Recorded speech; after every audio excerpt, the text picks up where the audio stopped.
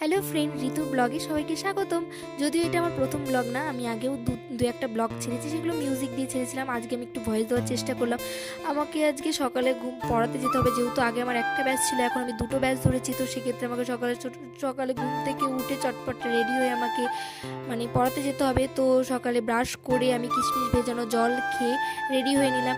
Ready হয়ে বাইরে বেরিয়েই দেখি আমার মা না উঠানে গুঁড়ো দিয়েছে, কারণ আমাদের পিঠের দিন না উঠানে গুঁড়ো দিতে হয়, তো সেটাই দিয়েছিল ভোরবেলাতে।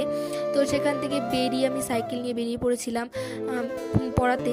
এখানে এসে দেখি একটা বাচ্চা আজকে পড়তে আসেনি, তো ওদেরকে আমি পড়িয়ে বাড়ি আসলাম। বাড়িতে এসে মা বলছে যা একটু দোকান থেকে বাজার করে নিয়ে। তো দোকানে গিয়ে আমি গজা দেখতে পেয়ে আগেই গজাটা কিনেছি, কারণ আমি গজা খেতে খুব ভালোবাসি।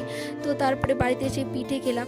পিঠে খাওয়ার পর ভাত তো আমার একটু খেতে ইচ্ছে করছিল না। তারপরে পাশের বাড়ি বৌদিদের বাড়িতে এসে পুচকুদের সঙ্গে একটু ওদের সাথে মজা করলাম, করে পাশে একটু পেয়ারা খেয়ে নিলাম। পেয়ারা খাওয়ার পরে স্নান করলাম, স্নান করে ক্রিম মেখে নিলাম। যেহেতু আমি আজকে সারাদিন একটু পড়তে বসিনি, তো আমাকে পড়তে বসতে হতো, তো তার জন্য চটপট স্নান করে রেডি হয়ে নিলাম।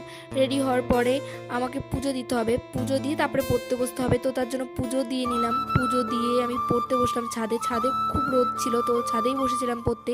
তো পাশের বাড়িতে আমাদের অনুষ্ঠান ছিল, যেখানে খিচুড়ি তরকারি করেছিল, তো সেটাই খেতে গিয়েছিলাম পাশের বাড়িতে। যেহেতু আমার দুটো ব্যাচ, সেক্ষেত্রে আমার তো বিকেলেও পড়াতে যেতে হবে। তো সেখান থেকে পড়িয়ে আসতে অনেক রাত হয়ে গেছিলো। বাড়িতে এসে দেখি মা অনেক পিঠে বানিয়েছে, তো রাতে ডিম ভাত খেয়েছিলাম। আজকের মতো এইটুকু, বাই বাই।